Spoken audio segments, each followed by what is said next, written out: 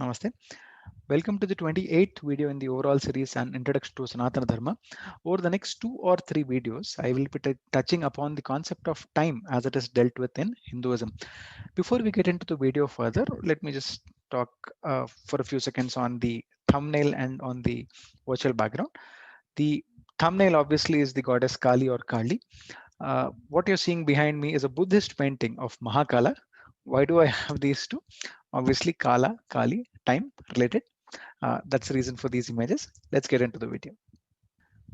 As we had discussed some time back, time in Hinduism is considered to be a manifestation of the divine. Mahakala, Mahakala, Kali, Kali, depending on which part of the country you're from.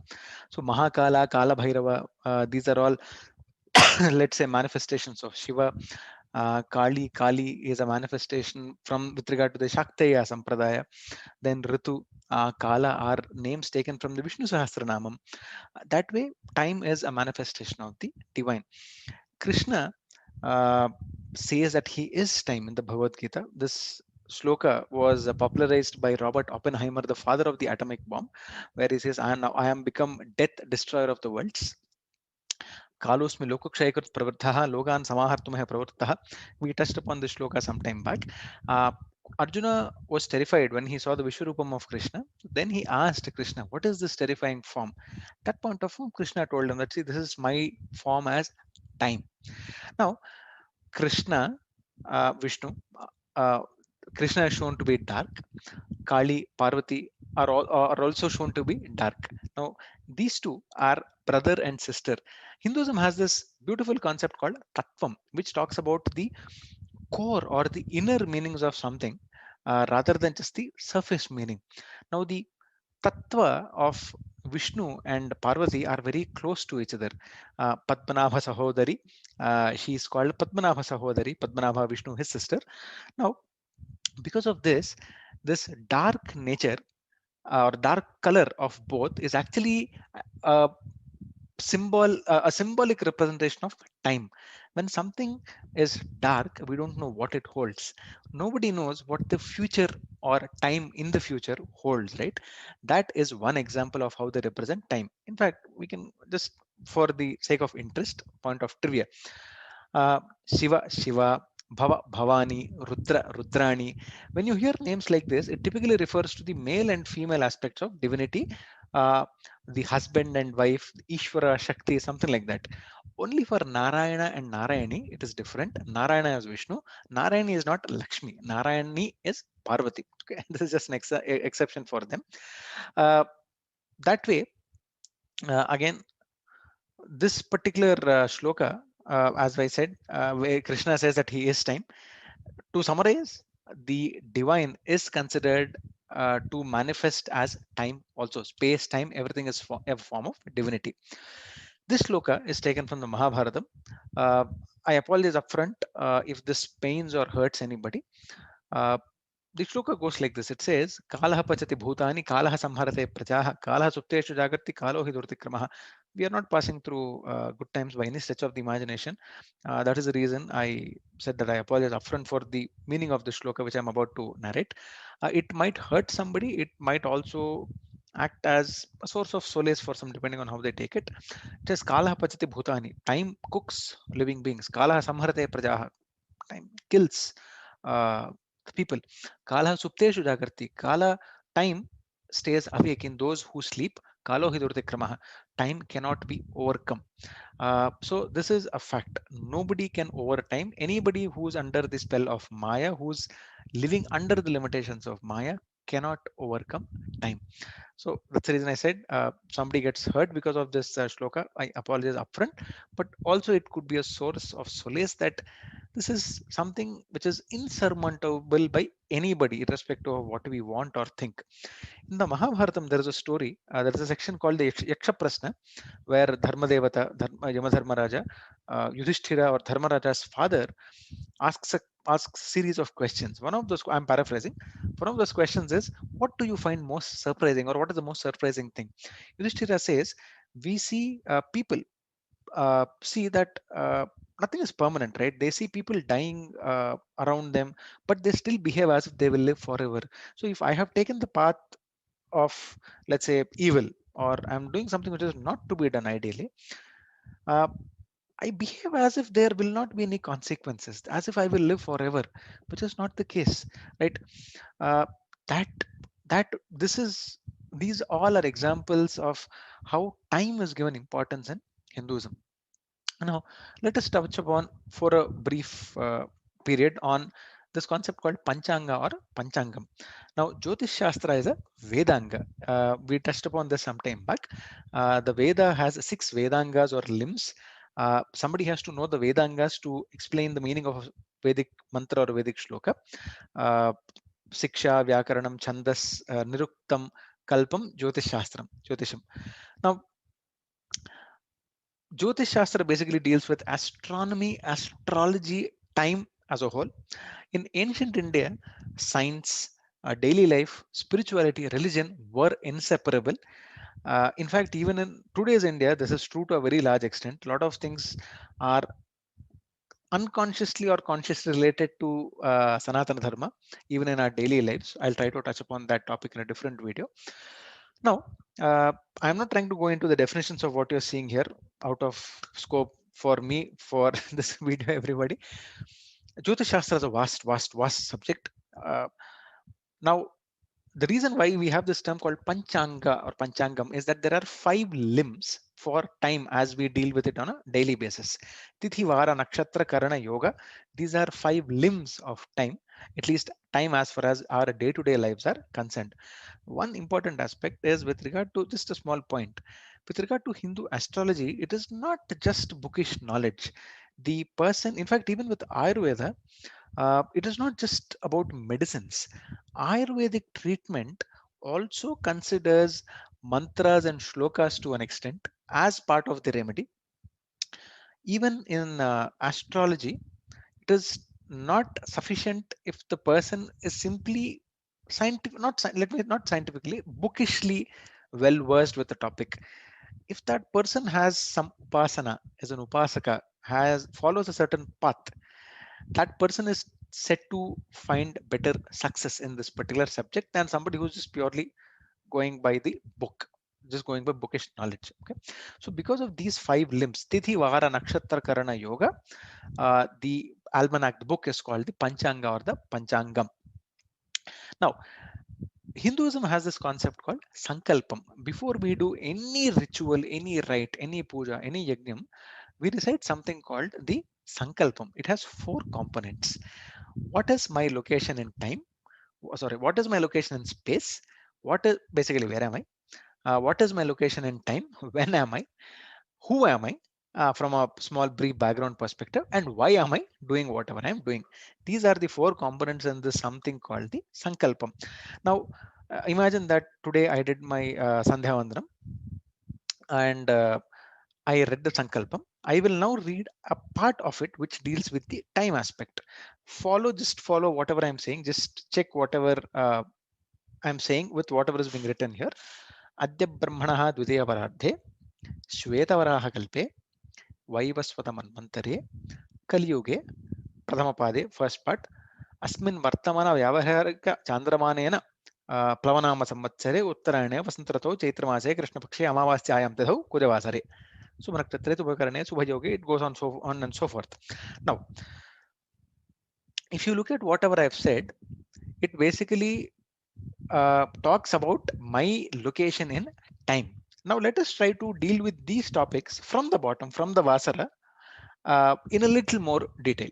I will cover possibly up to maybe Masa or Rutu in today's video and cover the rest of the topics in the next 1 or 2 videos. Let us start with the Vasara. The Vasara is the typical weekday that all of us are familiar with, starting from, let's say, Sunday to Saturday.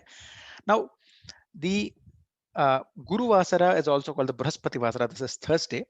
Now, why do we have these names? Okay, we have Navagrahas. The term Graha, by the way, means something which grasps. Okay, by the way, so there are Navagrahas, 9 grahas, out of which Rahu and Ketu are considered to be Chaya grahas or not strictly physical.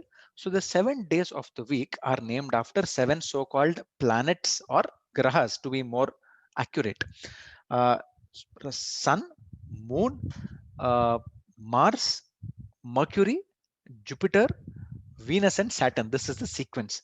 Now, one question is, why do the days of the week have those names? This basically has something to do with the presence, the astrological, astronomical presence of a planet at a particular time of the day. So day after day, week after week, a specific planet, specific graha occupies a specific astronomical or astrological position continuously. Because of this, that particular day is named after that particular planet. Okay, this is something called the Vasara. 7 days obviously form a Vara. Okay, Ravi Vasare. So 7 Vasaras form a Vara or a Varam, a week. Tithi is a little different. Uh, Tithi basically again is has something to do with this astronomical astrological positions. It is not a day strictly speaking. Certain tithis, there are 16 tithis in all. Uh, Pratipat is basically 1. Chaturdashi is the 14th. So 1 to 14 are there. Then the 15th one basically can be Purnima or Paurnami or Amavasya, full moon day or the new moon day. Now, one important thing is Vasara and Tithi are different. Tithi and weekday are not the same. Tithi is basically calculated on the basis of certain astronomical and astrological calculations. So occasionally it is possible that a Tithi extends over 2 Vasaras, or it might in fact be within a single Vasara itself. So for Hinduism, one important point, it is not necessarily midnight to midnight. In fact, I was somebody I think sent me a video, or somebody was telling me recently this. I think my father or somebody. We have this concept of wishing people for their anniversary, their birthday at midnight. This is actually a Western concept which has probably come over to India. In India, midnight is a time when normal human beings are supposed to be asleep. That is a time reserved for a different class of beings, asuric beings, not very auspicious or nice beings to associate with in a way.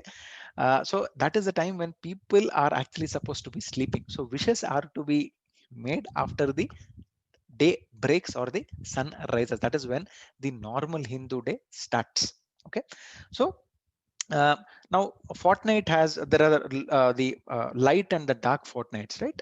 So the reason I mentioned this, by the way, is Amavasya, a new moon day in a normal calendar, is a very specific day.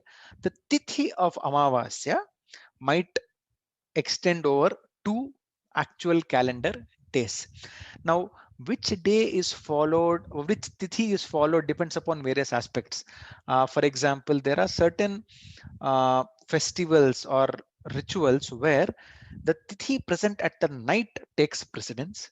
There are certain uh, rituals where the tithi present at sunrise takes precedence. So, for example, when I read the Sankalpam, uh, at sunrise, if today, let's say it's Amavasya at sunrise, I might do that. Or if I do a particular kind of puja, I might actually go by whatever tithi is there at this point of time rather than what is at sunrise. These things keep changing depending on various things. The simplest thing is to see a calendar or ask somebody a traditional Indian calendar. Now, coming to Paksha, Paksha is basically a fortnight. Now, fortnight obviously has two halves. There are two fortnights, the light and the dark fortnight. The light fortnight ends with the Paurnami or Purnima. Dark fortnight ends with Amavasya, the new moon day. Now, depending upon the part of the country, the kind of calendar they follow, certain months, for example, I am from Andhra, I'm a Telugu chap. For us, the Krishna Paksha or the dark fortnight comes second. The Shukla Paksha or the light fortnight comes at the first. So we have Pratipat to Paurnami and Pratipat to Amavasya. For some others, I think like Tamilians, I think it's the other way around. Pratipat to Amavasya, then Pratipat to Paurnami. Different people follow different systems. But the basic concept is Paksha has 15 days, 15 tithis. Uh, 2 Pakshas form a month. Now, in a month, there are 30 days. A Hindu month always has 30. It is not 28, 29, 30, or 31. There is no doubt like this. It is always 30, which basically means there are 360 days in a year. I'll come to that a little later. Now, uh, Hinduism has this concept called Dwadasha Adityas. The 12 sons of Aditi are called Adityas. The sun is said to have a different characteristic in every month. So there is a lot of interconnectedness in Hinduism, as we discussed some time back. So one reason or one relation between the month and sun is this: that sun is said to have a different characteristic in each month. Okay, now each month is named after a particular nakshatram or a nakshatra. Nakshatram may not refer to a single star, it might actually be a group of stars. For example, Kritika Nakshatram, basically, I'm not sure how it is pronounced, Pleiades or something. It's a group of stars, right? But normally, when you refer to Hindu calendar, it'll simply say Kritika, which sounds singular. That actually refers to the Pleiades constellation, which obviously has multiple stars. Now, each month is named after a star. Chaitra, Vaishakha, Jyeshtha, right? Chitra, Vishakha, Jyeshtha. Uh, that way, every month is named after a star. There is a reason why a month is named like that. Now, when we look at the Western or the Gregorian calendar, look at the last 3 months: October, November, December, 8, 9, 10. But these are 10, 11, 12 month wise. Somebody understood some time back that okay, the sun seems to be the earth seems to be taking 365 days, so I need to add 2 more months, July and August, named after Julius Caesar and Augustus Caesar. What Hinduism does is, Hinduism has no confusion like that. It is basically 12 months. Each month is named after a nakshatram. Now, when we take nakshatrams, there are 27 nakshatrams, and the first nakshatram is actually Ashwini. So, by certain calculations, Ashwayuja uh, is considered to be a first month in certain methods of consideration, right? Ashwayuja is considered to be a first month. Now, one interesting aspect: both Chaitra Masa and Ashwayuja Masa have Navaratras. Both are actually, in a way, related to the mother goddess. Shaktiya tradition extremely important. The Chaitra Masa Navaratri is called the Vasanta Navaratri, and the Ashwaj Navaratri is called the Sharan Navaratri, Sharat Kala, related to the Rutu, which we will talk about in the next point. That way, we have 12 months. Now, Ritu is basically a season. Those from the north so there are 6 seasons according to the Hindu calendar. Each season has 2 months. So those from the north would have heard of this concept called Savan Bhado, which is that refers to the rainy season, right? That is basically the Varsha Rutu. Savan Bhado refers to Shravana and Bhadrapada, the 2 months what you are seeing above. The 1, 2, 3, the 2, 4, 5th and 6th months, Shravana, Bhadrapada are part of the Varsha Rutu or the rainy season. That is how this Savan Bhado concept came out in the northern part of the country. So each Ritu is supposed to have a defining characteristic. Vasanta as the spring, Grishma as the summer, Varsha as the rainy season, so on and so forth. Now, that way there are 6 seasons in the year. Remember the earlier point that I mentioned, that Vasanta Navaratri and Sharan Navaratri. So Vasanta Navaratri is called that because Chaitra and Vaishakha form the Vasanta Ritu, spring. Ashwayuja, Kartika are part of the Sharat Ritu, which comes immediately after the rainy season. That is the reason the Navaratri there is called the Sharan Navaratri, and the Navaratri in the Chaitra Masa is called the Vasanta Navaratri. Okay, going ahead, or let me do one thing. In the interest of time, let me stop this video here.